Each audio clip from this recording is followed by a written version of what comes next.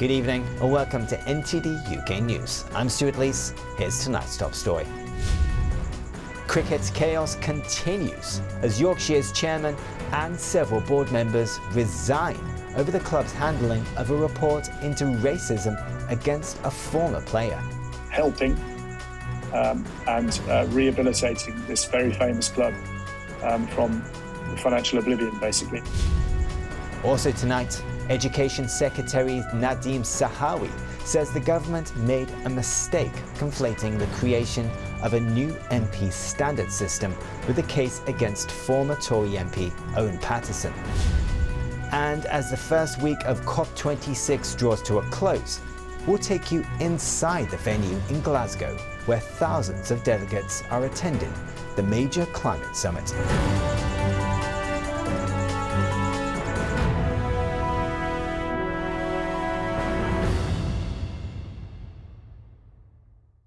Things went from bad to worse at Yorkshire County Cricket Club today.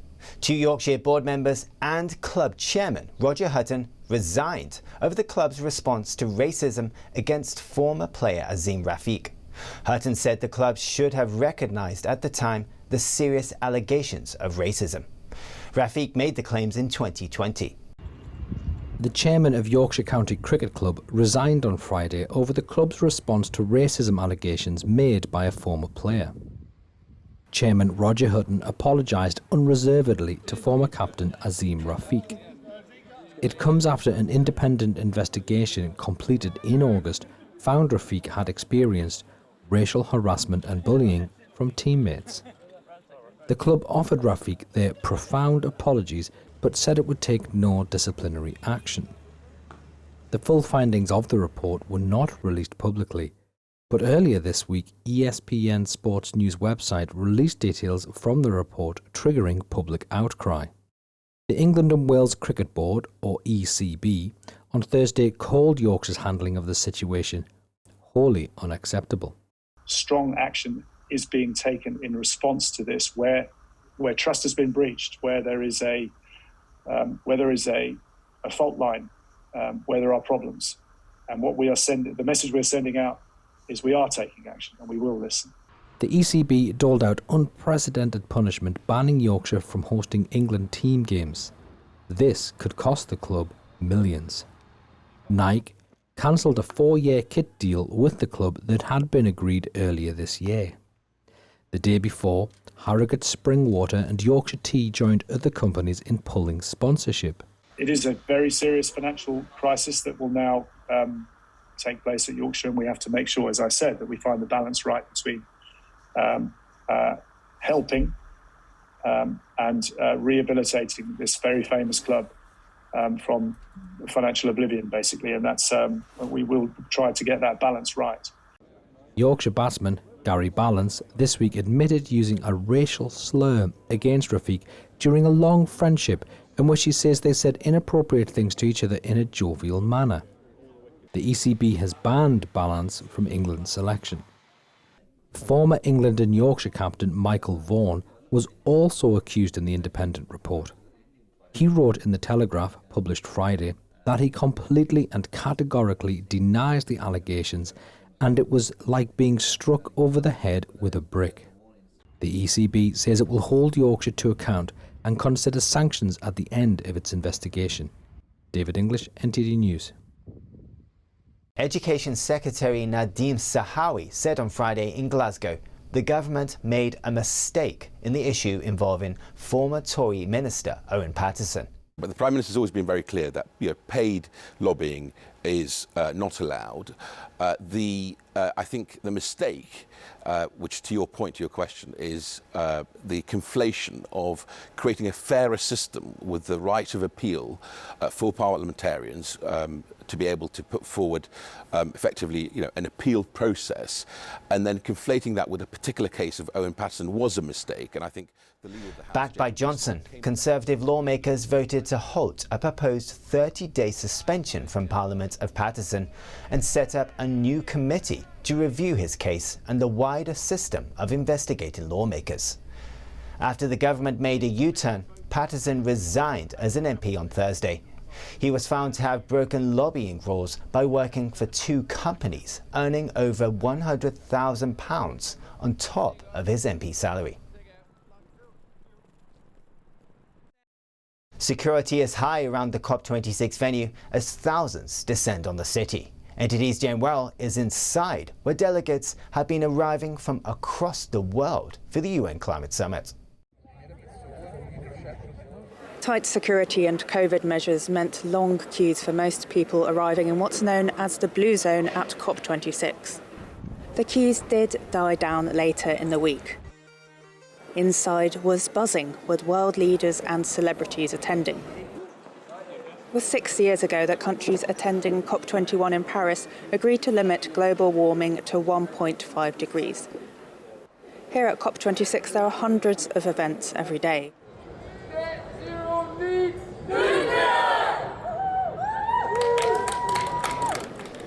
At COP26 here in Glasgow, they want to keep, in a phrase you might have heard, 1.5 alive. Covered walkways connect each building, transforming the Scottish Events campus and protecting the delegates from rainy weather. The whole area is like a small village. Countries competing for their green credentials inside the exhibition pavilions, from the United Arab Emirates to France and Germany, to name a few. And an Eden Project exhibit. If you get a spot, Scottish power boxes to do your work. Here, just outside the plenaries, is often used for interviewing VIPs and filming to camera. It's inside the plenaries that world leaders had their speeches. Throughout the venue, there's iron brew, but the sandwiches aren't great. At the end, a 2-floor media tower for accredited journalists covering the summit.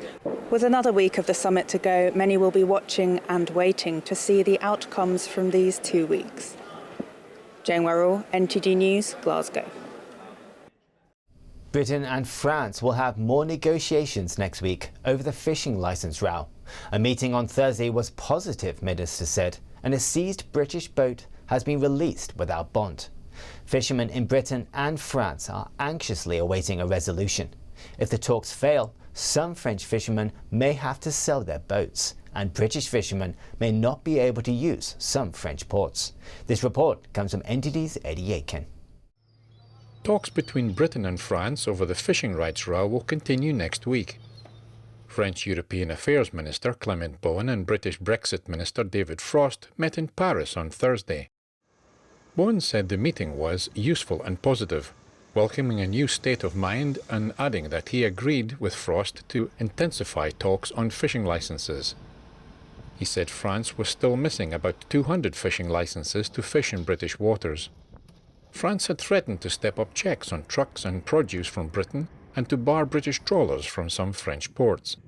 But it pulled back on Monday to allow a fresh attempt to negotiate a solution. An impounded British vessel accused of fishing for scallops without a proper licence was also released by France on Wednesday. A French court overturned a demand for its owner to pay a bond for its release. Some French fishermen are exasperated with the situation. It leaves me perplexed. We've heard about retaliatory measures for the past 10 months, etc. And we find out that some British fishermen have been caught fishing in our waters. Fishing in our waters for the past 10 years without having a licence. Then we shake their hands after that, telling them, sorry for having arrested you, go back home. If that's what retaliatory measures are about, I just ask for one thing, that they stop taking us for fools. This fisherman hopes the talks will have positive results. Otherwise, he'll have to sell his boat. He's been waiting for a licence for 9 months. We still have hope. We keep on waiting. The hope is there. Then with regards to retaliatory measures, the English are quite stubborn. They're not willing to let go of things. So we're putting them under pressure. We try to put them under pressure. But it is better to stay friendly and to find a compromise, an agreement. If we start a maritime war, it won't end. We have to find common ground. According to a French tally, there are 45 boats in Fontaine's region waiting for a licence. Without a successful negotiation, British fishermen will face trouble too if the French carry out their threatened sanctions. Eddie Aitken, NTD News. A US judge has scheduled a hearing date for the 4th of January 2022 for the civil lawsuit against Prince Andrew. He is accused by American woman Virginia Giuffre of sexually abusing her when she was under 18. Prince Andrew's lawyers are expected to argue for a dismissal of the case. 38-year-old Geoffrey accused the Queen's second son of forcing her to have sex when she was 17 at the London home of British socialite Ghislaine Maxwell and abusing her at 2 homes belonging to financier Jeffrey Epstein. She is seeking unspecified damages. 61-year-old Andrew has denied Geoffrey's claims and accused her of trying to profit from accusations against Epstein and people who knew him. The prince has not been charged with any crimes. Epstein killed himself in a Manhattan jail in August 2019 while awaiting trial on sex trafficking charges. Her trial begins on 29th of November. Britain could revive domestic production of high-powered magnets used in electric vehicles with government support, cutting its reliance on China. British production of the magnets vanished in the 1990s when industry found it cannot compete with China. But with a huge growth in demand, the government is keen to secure enough supply. A magnet factory would help the UK meet its goal of banning the sale of new petrol and diesel cars by 2030 and slashing carbon emissions to net zero by 2050. NTD's Malcolm Hudson has more on this story. The British firm Less Common Metals has released a feasibility study looking into the potential creation of a UK-based rare earth magnet operation. The report says that China produces 90% of the global supply of rare earth magnets at highly competitive prices. China dominates the production of rare earths, a group of 17 elements used in magnet production. Its resource advantage has been enhanced by utilising a low-cost and highly flexible labour base, including forced labour. This has made it difficult for non-Chinese companies to gain and maintain their footing in the markets. However, the shift to renewable energy and electric vehicles, both of which need rare earth magnets, has refocused British attention. The government-funded feasibility study says the need for a secure and stable supply chain independent of the Chinese regime is evident. In 2010, after China attempted to weaponize its rare earth monopoly, Japan responded with a successful initiative. Its government sought new suppliers outside of China by investing in countries with rare earth minerals but that lacked the technology to extract and process them. The chief executive of Less Common Metals, Ian Higgins, says government support for a UK operation would be vital. The EU and the US are also looking to create their own domestic industries for rare earth magnets. Higgins says that a British magnet factory could be built by 2024. It could eventually produce 2,000 tonnes of rare earth magnets, enough to supply about 1 million electric vehicles. Malcolm Hudson, NTD News, London. Carnaby Street in the heart of London's West End is now sparkling under its Christmas light display. Visitors could enjoy seasonal workshops and activities on Thursday to kick off the festive event. NTD's Neil Woodrow was there to soak up the atmosphere. Carnaby Street have switched on their Christmas lights for 2021. They generate a new theme for every year. This year is called Carnaby Kaleidoscope. 600 butterflies representing spiritual rebirth, transformation, change and hope. Glittering hand-decorated butterflies come fluttering down on Carnaby Street. The street busy for the launch day as visitors try to snap the scenes above them on their phones. It's an annual event here at Carnaby Street put on by property investment group Shaftesbury, the owners of Carnaby Street. And this year's theme, Carnaby Kaleidoscope, was started on last Christmas. They were looking for something that showed a positive message. And we came upon the idea of butterflies, and when we did a bit more research we found out that it represented hope and rebirth and transformation, and we felt that that message was spot on. You know, that's something that everybody's going through at the moment, our tenants, our customers, and we thought that it would be a perfect fit. A group of butterflies is called a kaleidoscope. Emma said they always aim to make the installation colourful, to put smiles on people's faces. More than 20 years we've done something, and I think Carnaby is famous worldwide for our installations, and that's what we aspire to be every year. During Thursday's event, visitors try out the various activities put on for them. Facers get a glittery butterfly makeover. For some, it's the chance to try making a Christmas wreath under expert guidance. A converted VW camper van on site acts as a photo booth for a memorable picture of the visit. And there's plenty more activities planned for Carnaby Street through the Christmas period. We have lots of activations happening in stores. We've got some more live music planned. Really it's down to our wonderful tenants and what they're doing. They're really going above and beyond this year, so we're super excited for Christmas. There's a real buzz among the butterflies and lights here in Carnaby Street's Kaleidoscope. Near Woodrow, NTD News, London. Still to come, Lithuania is building a wall to keep out migrants coming from Belarus. Meanwhile, Poland says Belarusian soldiers threatened to open fire on Polish border guards. That and more after the break.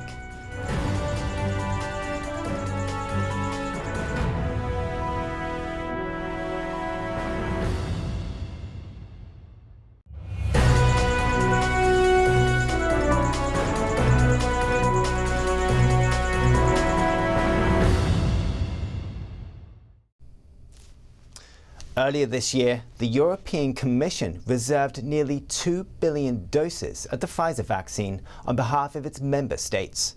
A member of the European Parliament now says he has faced resistance when trying to get access to the contract signed between the vaccine companies and the EU.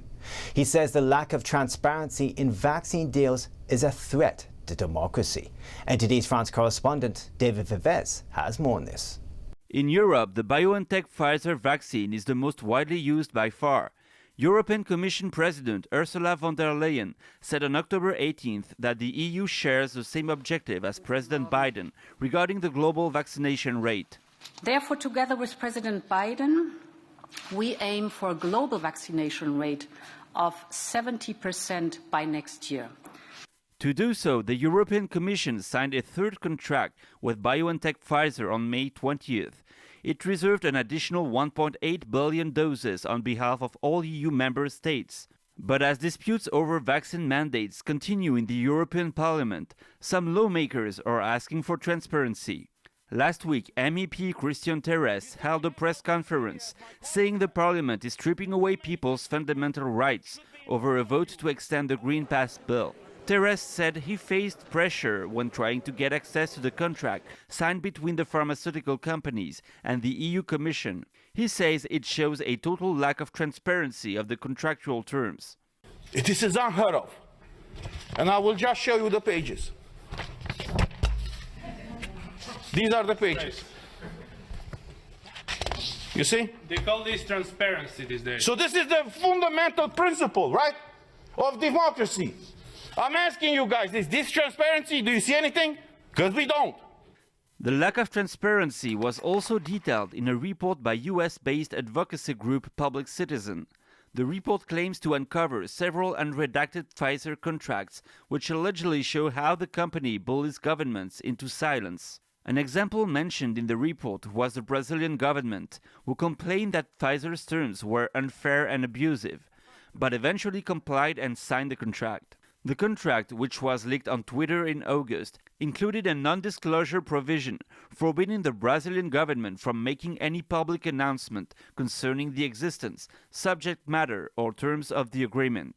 Meanwhile, Pfizer third-quarter revenues this year reached $24.1 billion, according to the company's CEO. That's an operating growth of 134%. David Vives, NTD News. Lithuania has completed the first sections of a wall against migrants crossing from Belarus, a towering steel structure topped with razor wire. The European Union accuses Belarus of encouraging migrants to cross into neighbouring countries. And the Polish government says Belarusian soldiers threatened to open fire on Polish troops at the border. Lucy Fielder reports. Lithuania has built the first stretches of a steel wall on its border with Belarus since migrants from the Middle East and other areas began entering from Belarus this year. The European Union accuses Belarus of deliberately encouraging the migrants to enter EU states Poland, Lithuania and Latvia via Belarusian territory, as a way of putting pressure on the bloc. Belarus has repeatedly denied this, but its president, Alexander Lukashenko, has said his country would no longer stop the migrants, since EU sanctions drain resources. All 3 EU countries have put stretches of razor wire on the border to stop the migrants. Last week, Lithuania began putting up the first stretches of the 11-foot-high steel fence, topped with razor wire. Virgilijus Raugale is a border guard commander. It's probably impossible to build a totally impassable obstacle, so I think that this barrier too could be overcome, but it would take a long time, and we would be able to react.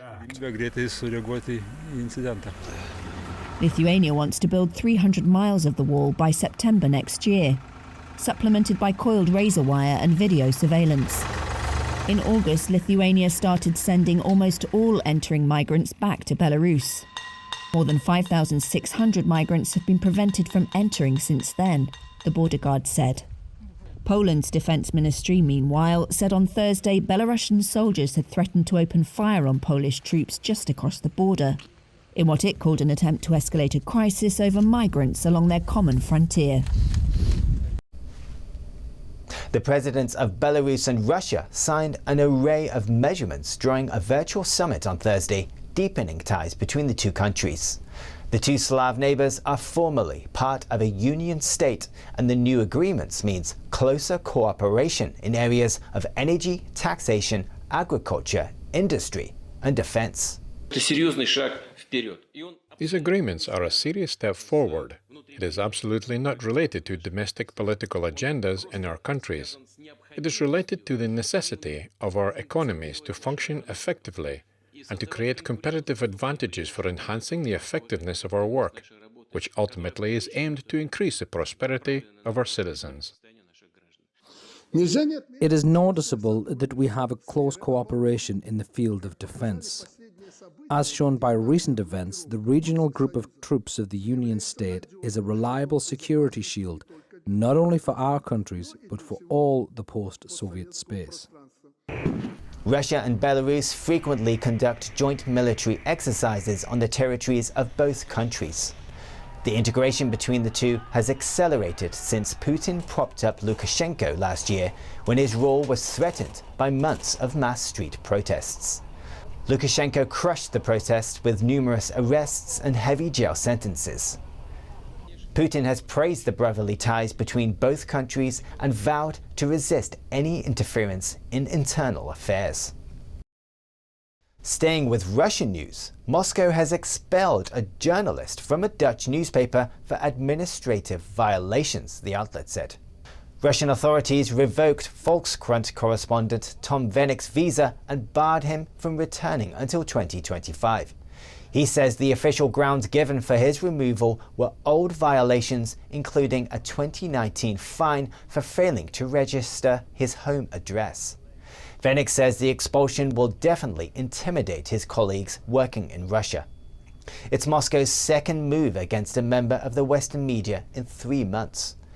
Russia in August permanently expelled a BBC journalist.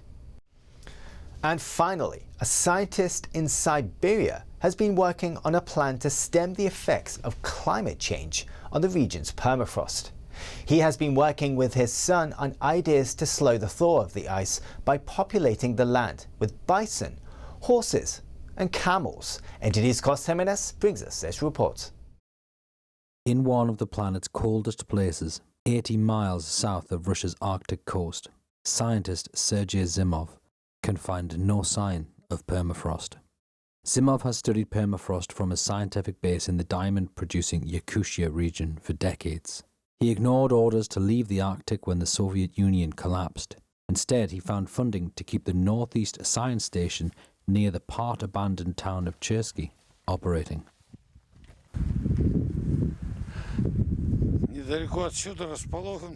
Not far from here is the Pole of Cold. This way, 130 kilometers, is the shore of the Arctic Ocean. This is one of the coldest places on Earth, and yet there is no permafrost. No, there are still many places where the permafrost is preserved. But every year there are new places where the permafrost has begun to thaw. Но с каждым годом появляются новые места, где мерзлота начала таять. As everything from mammoth bones to ancient vegetation frozen inside it for millennia thaws and decomposes, it threatens to release vast amounts of greenhouse gases. Это надежно законсервированная органика. It is reliably preserved organic matter, and it could have been there for millions of years, but the climate is changing, and the permafrost began to thaw. As it thaws, microbes awaken in it.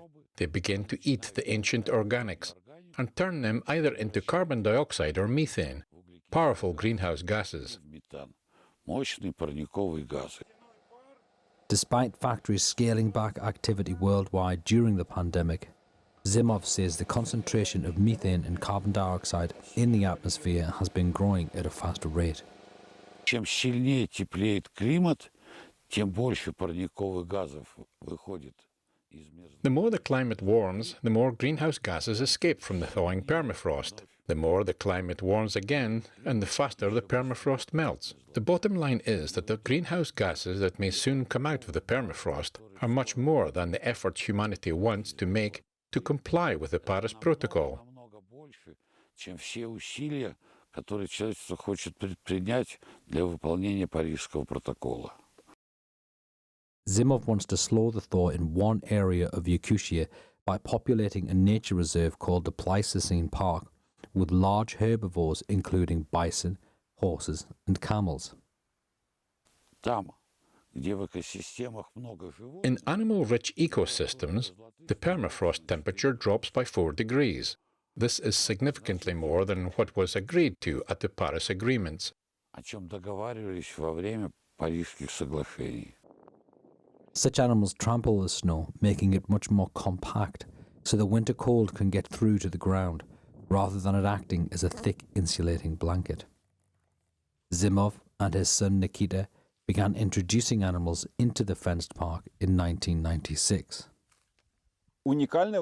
There is no unique solution, no single solution to global warming. We are creating depasturable ecosystems here in the north. We're working to prove that these ecosystems will help in the fight. That's one way. I hope that if we manage to turn the vast areas in the Arctic into fertile pastures with millions of animals, it will be good for the climate and for future generations. But of course our efforts alone are not enough. So far they relocated around 200 of different species, which they say are making the permafrost colder compared with other areas. David English, NTD News. That's the news for today. Have a good evening.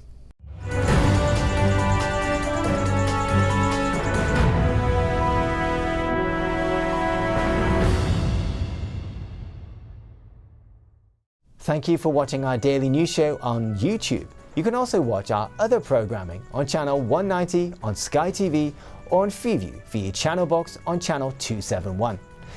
In the meantime though, please give this video a like and hit subscribe to our channel. Have a good day.